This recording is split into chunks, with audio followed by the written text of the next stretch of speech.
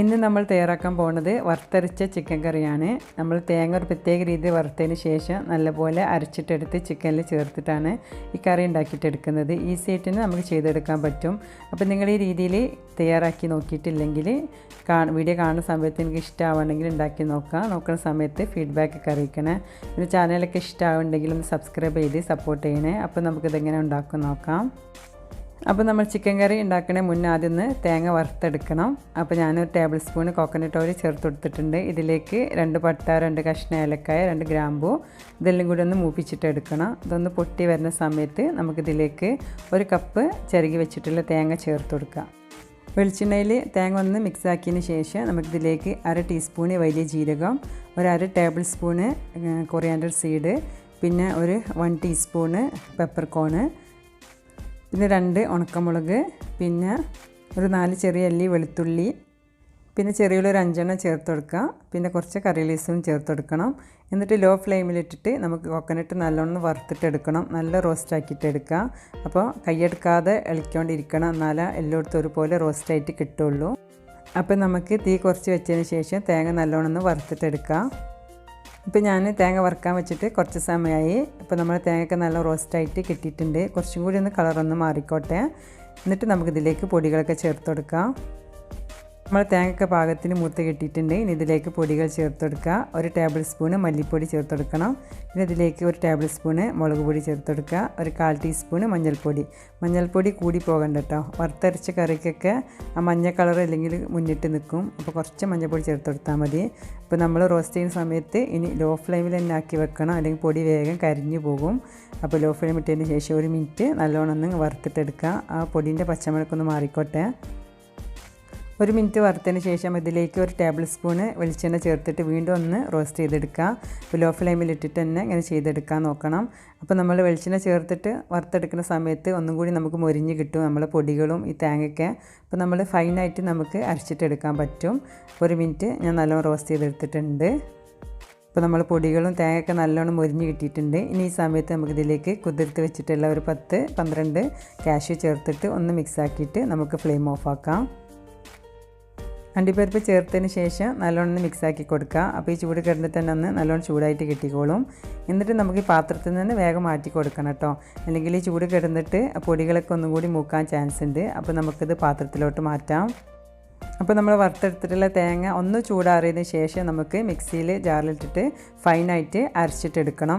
അപ്പോൾ ആദ്യം മിക്സിയുടെ ജാറിലോട്ട് മാറ്റിയതിന് ശേഷം വെള്ളം ചേർക്കാതെ ഒന്ന് പൊടിച്ചിട്ടെടുക്കുക. അപ്പോൾ നമ്മൾ അരച്ചിട്ടെടുക്കുന്ന സമയത്ത് വേഗം നമുക്ക് അരിഞ്ഞ് കിട്ടും. അപ്പോൾ ഇതൊന്ന് പൊടിച്ചിട്ടെടുക്കട്ടെ.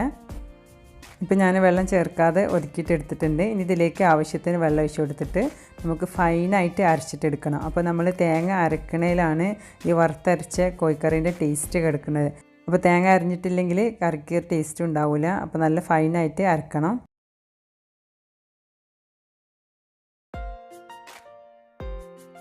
അപ്പോൾ തേങ്ങയൊക്കെ അരച്ച് പാകാക്കി അവിടെ വെച്ചിട്ടുണ്ട്. ഇനി നമുക്ക് കോഴിക്കറി എങ്ങനെ ഉണ്ടാക്കാൻ നോക്കാം. പാന് ചൂടാതിന് ശേഷം 2 ടേബിൾ സ്പൂണ് വെളിച്ചെണ്ണ ചേർത്തതിന് ശേഷം ഇതിലേക്ക് 2 മീഡിയം സൈസ് സവാള കട്ട് ചെയ്തത് ചേർത്ത് കൊടുക്കുക.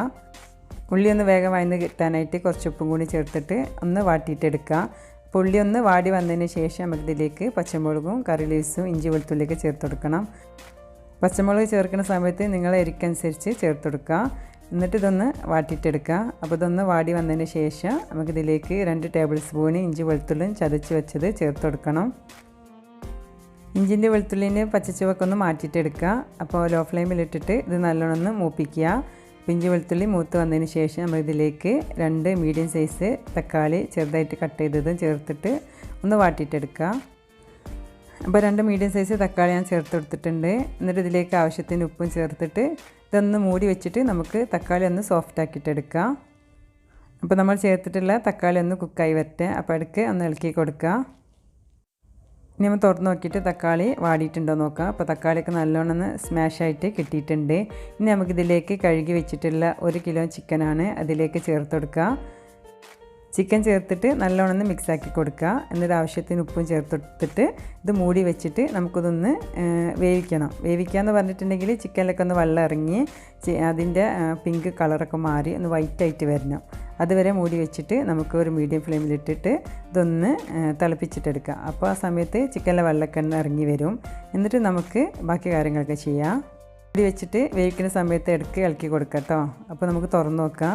ചിക്കനിലൊക്കെ വെള്ളം ഇറങ്ങിയിട്ടുണ്ട്. അപ്പോൾ ഒന്നും കൂടി നമുക്ക് മിക്സ് ആക്കിയിട്ട് ഒന്നും കൂടി ഒന്ന് കളറ് മാറി വരാനുണ്ട്.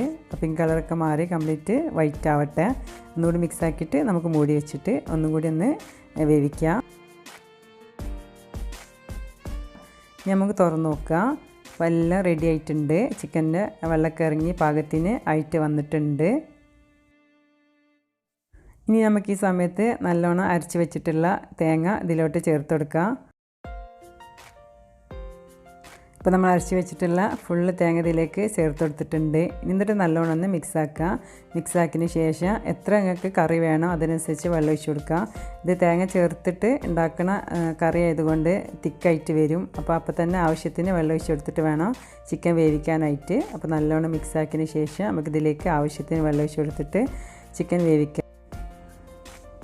ഇപ്പോൾ ഞാൻ ആവശ്യത്തിന് വെള്ളമൊക്കെ ഒഴിച്ചെടുത്തിട്ടുണ്ട്. ഇനി നമുക്കിതൊന്ന് മൂടി വെച്ചിട്ട് വേവിക്കണം. അപ്പോൾ നല്ലോണം മിക്സ് ആക്കിയതിന് ശേഷം മൂടി വെക്കുക. എന്നിട്ട് ഒരു മീഡിയം ഫ്ലെയിമിലിട്ടിട്ട് വേവിക്കുക. അപ്പോൾ വെന്ത് വരുന്ന സമയത്ത് ഇളക്കി കൊടുക്കാൻ മറക്കരുത്. ഇപ്പോൾ ചിക്കൻ വേവിക്കാൻ വെച്ചിട്ട് ഒരു 10 മിനിറ്റായി നല്ല തിളച്ച് വന്നിട്ടുണ്ട്. ഇനി നമുക്ക് തുറന്ന് നോക്കാം. എന്നിട്ട് ഇളക്കിയതിന് ശേഷം ഈ സമയത്ത് ഉപ്പൊക്കെ ഉണ്ടോ നോക്കിയിട്ട് നമുക്ക് ഉപ്പൊക്കെ ചേർത്ത് കൊടുക്കാം. വെള്ളം പോരാന്നുണ്ടെങ്കിൽ വെള്ളം ഒഴിച്ച് കൊടുക്കാം. അപ്പോൾ അത്യാവശ്യം വെള്ളമുണ്ട് ഇതിൽ. അപ്പോൾ ഞാൻ ചേർത്ത് കൊടുക്കണില്ല. ഇനി നമുക്ക് മൂടി വെച്ചിട്ട് ചിക്കൻ കംപ്ലീറ്റ് വേവണ വരെ നമുക്ക് മീഡിയം ടു ലോ ഫ്ലെയിമിട്ടിട്ട് തന്നെ വേവിച്ചിട്ടെടുക്കണം. അപ്പോൾ ഞാൻ വീണ്ടും മൂടി വെച്ചിട്ടുണ്ട്. ഇത് കംപ്ലീറ്റ് ചിക്കൻ ഒന്ന് കുക്കാവട്ടെ. അതുവരെ നമുക്ക് വെയിറ്റ് ചെയ്യാം. ഇപ്പോൾ നമ്മൾ വീണ്ടും ചിക്കനൊക്കെ വേവിക്കാൻ വെച്ചിട്ട് 10 മിനിറ്റും കൂടിയായി. കറിയൊക്കെ നല്ലോണം തിളച്ച് പാകത്തിന് കുറുകി വന്നിട്ടുണ്ട്. ചിക്കനൊക്കെ കറക്റ്റ് വെന്ത് കിട്ടിയിട്ടുണ്ട്. ഇപ്പോൾ വെള്ളമൊക്കെ പാകമാണ്, കറക്റ്റ് പാകത്തിനായിട്ട് വന്നിട്ടുണ്ട്. ഇനി നമുക്ക് ഈ സമയത്ത് ഒരു 1/4 ടീസ്പൂൺ ഗരം മസാലയും കൂടി ചേർത്തിട്ട് മിക്സ് ആക്കിയിട്ട് നമുക്ക് ഫ്ലെയിം ഓഫ് ആക്കാം. ഇനി നമുക്ക് കറി അവസാനം താളിച്ച് ചേർക്കാം. അപ്പോൾ കറിക്ക് ഒന്നും കൂടി ടേസ്റ്റ് ഉണ്ടാവും. അപ്പോൾ കറി റെഡി ആയിട്ടുണ്ട്. ഇനി നമുക്ക് താളിച്ച് ചേർക്കാം. അപ്പോൾ പാന് ചൂടായതിന് ശേഷം അതിലോട്ട് ആവശ്യത്തിന് വെളിച്ചെണ്ണ ഒഴിച്ച് കൊടുക്കുക. വെളിച്ചെണ്ണ ഒന്ന് ചൂടായി വരുന്ന സമയത്ത് ചെറുതായി കട്ട് ചെയ്ത് വെച്ചിട്ടുള്ള ചെറിയലും കറി ലീവ്സും ചേർത്തിട്ട് ഒന്ന് മൂപ്പിച്ചിട്ടെടുക്കുക. ഉള്ളി ഒന്ന് മൂത്ത് വരുന്ന സമയത്ത് നമുക്കിതിലേക്ക് 2 ഉണക്കമുളക് ചെറുതായിട്ട് കട്ട് ചെയ്ത് വെച്ചത് ചേർത്ത് കൊടുക്കണം. അപ്പോൾ ഉണക്കമുളകിന് നല്ല എരിവുണ്ടെങ്കിൽ അതിൻ്റെ കുരൊക്കെ കളഞ്ഞിട്ട് ചേർത്ത് കൊടുത്താൽ മതി. കുറച്ച് കുരൊക്കെ ഒഴിവാക്കുക, എന്നിട്ട് ചേർത്ത് കൊടുക്കുക. അല്ലെങ്കിൽ കറിക്ക് ഭയങ്കര എരിവ് കൂടിപ്പോകും. അപ്പോൾ ഇതൊന്ന് മൂത്ത് വരട്ടെ. ഇപ്പോൾ നമ്മൾ ഉള്ളിയൊക്കെ ഉഷാറായിട്ട് മൂത്ത് വന്നിട്ടുണ്ട്. ഇനി നമുക്ക് ചൂടോടെ തന്നെ കറിയിലേക്ക് ചേർത്ത് കൊടുക്കുക. അപ്പോൾ ചേർത്ത് കൊടുത്ത പാട് മിക്സ് ആക്കണ്ട കേട്ടോ. ഒരു 5 മിനിറ്റ് കഴിഞ്ഞിട്ട് മിക്സ് ആക്കിയതിന് ശേഷം നമുക്ക് സെർവ് ചെയ്യാം. ഇപ്പോൾ നമ്മൾ ടേസ്റ്റുള്ള വറുത്തരച്ച ചിക്കൻ കറി റെഡി ആയിട്ടുണ്ട്. ഇത് എന്തിൻ്റെ കൂടി നിങ്ങൾക്ക് സൈഡായിട്ട് കൂട്ടാം കേട്ടോ. പത്തിരിൻ്റെ കൂടി നെയ്ച്ചോറിൻ്റെ കൂടെയൊക്കെ നല്ല കോമ്പിനേഷനാണ്. അപ്പോൾ നിങ്ങൾ ഈ രീതിയിൽ ഉണ്ടാക്കി നോക്കിയിട്ടില്ലെങ്കിൽ നോക്കുന്ന സമയത്ത് ഫീഡ്ബാക്കൊക്കെ അറിയിക്കണേ. റെസിപ്പിയൊക്കെ ഇഷ്ടമാവുണ്ടെങ്കിൽ ഒന്ന് ഫാമിലിയും ഫ്രണ്ട്സൊക്കെ ആയിട്ടൊന്ന് ഷെയർ ചെയ്ത് കൊടുത്ത് സപ്പോർട്ട് ചെയ്യണേ. ചാനൽ ആദ്യമായിട്ട് കാണുന്നവരാണെങ്കിൽ ഒന്ന് സബ്സ്ക്രൈബ് ചെയ്യുക. ഇൻഷാ അല്ലാഹ് അടുത്ത നല്ല റെസിപ്പി ആയിട്ട് നമുക്ക് വീണ്ടും കാണാം.